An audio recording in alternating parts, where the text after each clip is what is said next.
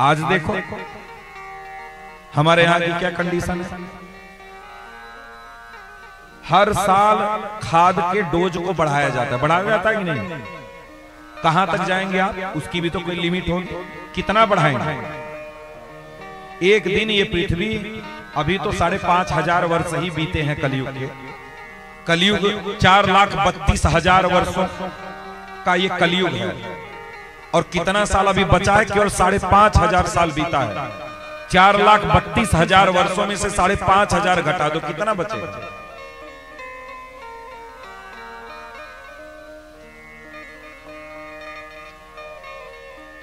इतना बड़ा कलयुग अभी बचा है और खाद की डोज अभी इतना हाई हो गई है। कहां जाओगे? एक दिन लोग अन्न के लिए मरेंगे। अन्न ही पृथ्वी बंद कर देगी देना। आप कहां जाओगे? क्या करोगे आप? और वैसे भी पहले के किसान थे, बोते थे, कटाई के समय बोने का अन्न रख देते थे, फिर जब बुआई होती थी उसको निकाल करके बोते थे, पुनः होता था। आज आप अन्न को काट करके और रख करके देख लिया, अगले साल उससे बीज नहीं बना सकते। जो आप बो रहे हो, हर एक किसान नया बीज ला करके बोता है कि नहीं? बुआई के समय बीज नया ही लाना पड़ता है, पुराना वाला जमेगा ही नहीं। उसके जीन को चेंज कर दिए लोग, बीज के जीन को चेंज कर दिए। उसके अंदर सामर्थ्य नहीं है कि दोबारा पैदा करने, और उसी के जीन को चेंज कर दिए। एक घास आती है जो गायों को खिलाया जाती है, क्या बोलते हैं? बरसिंग। बरसिंग एक घास आती है, उसको 4-5 बार काटो, 4-5 बार होती है। हमारा विज्ञान कहां चला गया? जिसके जीन को जैसा चाहते हैं वैसा बना देते हैं। एक ही बीज चाहे 10 बार उगे, एक ही बीज चाहे एक भी बार न उगे। हर बार हम नया बीज ला करके करते हैं। और वैसे ही आज सर्वे करके देख लो, हमारे समाज में 50% लोगों को बच्चे भी पैदा नहीं हो रहे। देख लो जाकर के घूम के समाज में, आधा तो हॉस्पिटल से पैदा करवा रहे हैं बच्चे। अब हॉस्पिटल में सिस्टम आ गया है, आदमी बच्चा पैदा करने भी अब समर्थ नहीं होगा। अब देखना, ज्यादा नहीं, 25-30 साल के बाद देखना, आदमी बच्चा पैदा करने की सामर्थ्य आदमी के अंदर नहीं होगी। अब सब वैज्ञानिक तरीके से बच्चे भी पैदा होंगे। ये जानते हैं क्यों है? आप लोग गैया भैंस रखे हैं? कितने लोग गाय भैंस रखे? हाथ उठाओ। ये काय नहीं उठा रहे हैं आप लोग नहीं रखे हैं? उठाओ, थोड़ा हाथ उठाओ। गाय भैंस है ना? और कितने लोग भैंसा और बैल रखे हैं? हाथ उठाओ। एकाक लोगों के पास भैंसा होगा या बैल होगा ना? गैया भैंस सब रखे हैं। और गैया भैंस से बच्चा कैसे पैदा करवाएगा? बताना जरा। सीमन से ना? अगर सीमन से अगर बच्चा पैदा करवा रहे हो तो आप गैया को ले जाकर के कहीं जंगल में छोड़ आओ। पालने की सामर्थ्य नहीं है तो फिर उसको अपने घर में मत। ये बहुत बड़ा पाप है। ये बहुत बड़ा पाप है। गाय और भैंस को डॉक्टरों से सीमन करवा के उसको बच्चा पैदा नहीं करवाना चाहिए। बहुत बड़ा पाप है ये पाप मत करो। और नहीं तो हर बच्चों लोग सब रिटायर हो जाएंगे, सब डॉक्टर से लड़का पैदा हुए घर में।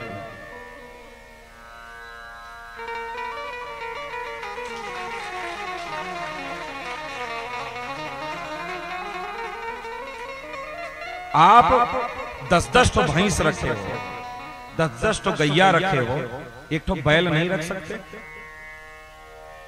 एक तो भैंसा नहीं रख सकते? केवल लोभ, केवल स्वार्थ। आदमी इतना स्वार्थी हो गया कि लोभ के वश में आकर के इतना पाप कर रहा है। ये भोगेगा कौन? छनवर में इस समय बहुत अच्छा फसल हुआ था, बारिश से सब खराब हो रहा है, खाए बगैर मरने लगेंगे सब लोग, एक मरने लगेंगे। इसलिए गैया भैंस पालने के शौकीन हैं तो एक बैल और एक वो जरूर रखिए, कभी भी सीमन मत करवाना, कभी मत करवाना।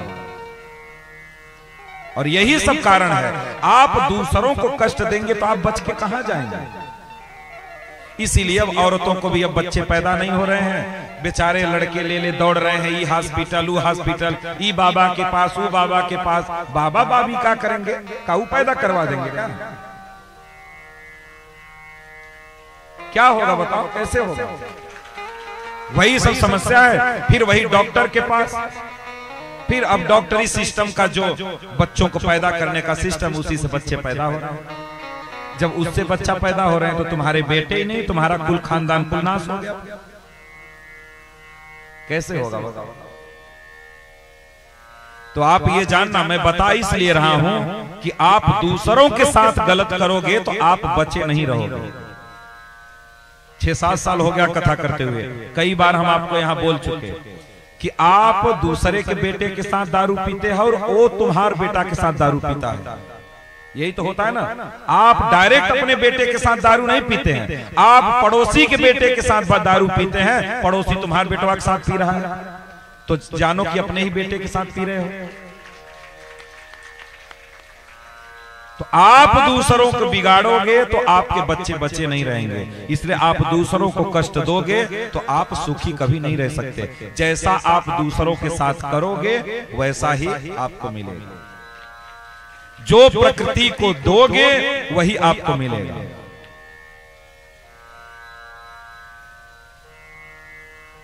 प्रकृति को जो आप देंगे ना वही आपको प्रकृति देगी, वही देगी। इसलिए आप दीवार पे हाथ मारोगे तो दीवार में चोट नहीं लगेगी, आपके हाथ में ही चोट लगेगा। इसलिए बचिए, ठीक है ना, उन सब चीजों से बचिए और बचने का प्रयास करिए, जितना भी हो सके बचने का प्रयास करिए।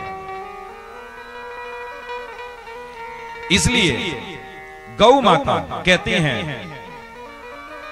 कि बेन से त्रस्त होकर के सब अमूल्य निधि को हमने छिपा लिया था, और महाराज आप अब राजा हुए हैं, कोई बात नहीं, आप अब अमूल्य निधि को आप दोहन कर सकते हैं, दोहन कर सकते, कोई बात नहीं। इसलिए गौ माता का दोहन करना चाहिए।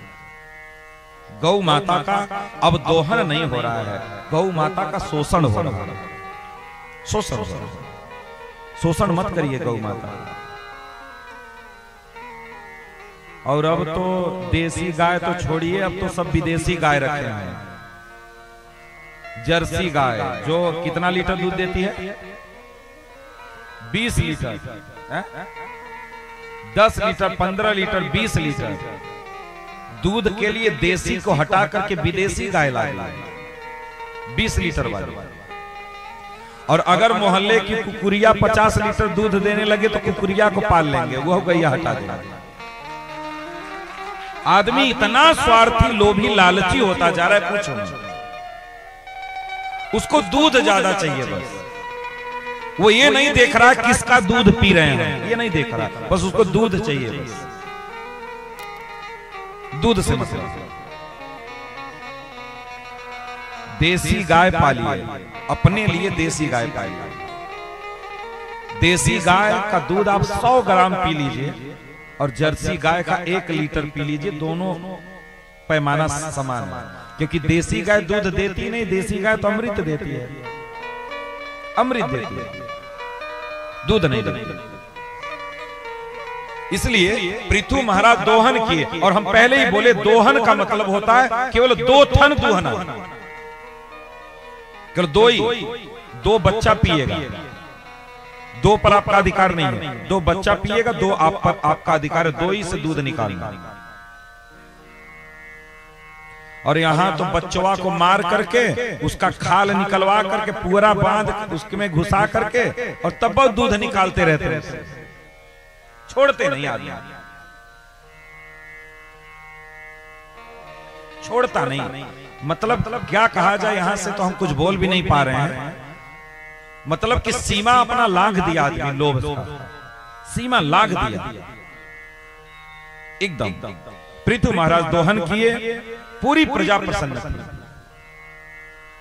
पृथु महाराज समय आने पर अंतर्धान उनका पुत्र था, अपने पुत्र को राज्य समर्पित करके अर्ची को लेकर के वन की तरफ अग्रसर हुए।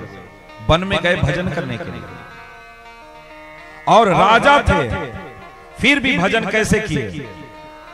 माघ महीने में गले तक पानी में, एकदम ठंडे जल में, सरोवर में खड़े होकर के तपस्या करते थे। आषाढ़ के महीने में बड़ी बड़ी बूंदें पड़ती थी, बारिश में नंगे बदन खड़े होकर के तपस्या करते थे। जून के महीने में कड़कड़ाती धूप में एकदम बिना किसी छत्र छाया के बैठ करके तपस्या करते, कठोर तपस्या करते थे, कठोर तपस्या।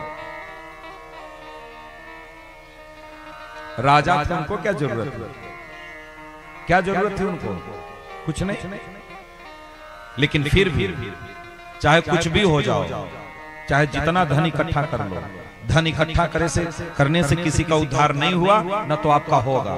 एक उम्र तक, जब तक आपकी जिम्मेदारी है तब तक पैसा कमाओ, जिम्मेदारी खत्म, अब अपने आत्मा के कल्याण के लिए भजन में लग जाओ। सीधा सीधा भजन नहीं करेंगे, मरते दम तक, मरते दम तक आदमी केवल पैसा कमाता है।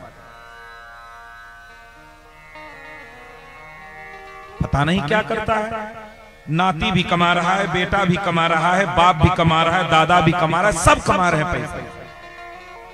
पता नहीं कहां ले जाएगा वो, पता नहीं क्या करेगा पैसा। जबकि क्रम बना कि समय आने पर अपने बच्चे को देकर के भजन में लग जाए, फिर वो अपने बच्चे को देकर के भजन में लग जाए, फिर वो अपने बच्चे को देकर के, ये था नियम, ये था ये सिस्टम, ये नियम बनाया गया। लेकिन हम तो यहां देखे एक दिन, अब हम नाम नहीं लेंगे, कि दाढ़ी मूछ पक गया है, तिलक लगा है, ताश का पत्ता खेल रहे हैं। 50-60 साल की उम्र में ताश का पत्ता खेलने का समय है? सोचो, 50-60 साल की उम्र, ये ताश पत्ता खेलने का उम्र है? भजन करने की उम्र है। भजन नहीं करना चाहता, भजन नहीं करना चाहते।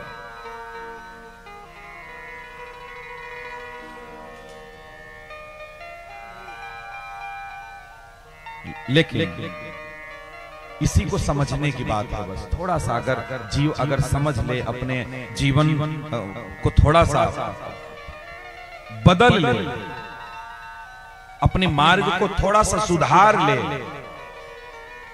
तो बहुत समय नहीं लगता, बहुत समय नहीं लगता। आप चलते चलते, जैसे आप यहां से चलेंगे गोपीगंज ना, तो बहुत रास्ते में लोग मिलेंगे। अगर 1-1 मिनट खड़े होकर के अगर जाएंगे ना, तो आप 1 घंटे आधा घंटा पहुंच जाएंगे।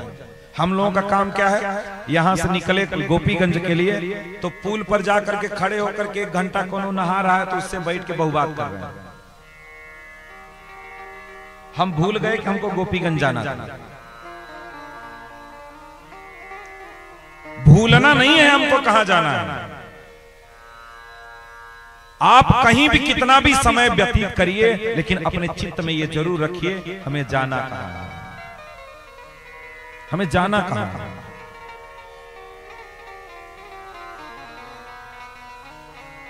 और अगर आपने ये विचार कर लिया कि जाना कहां है, अरे आए कहां से और अब जाना कहां तुम्हें, अरे आए कहां से और अब जाना कहां तुम्हें, अरे मन में यही विचार लो, बस हो गया भजन, मन में यही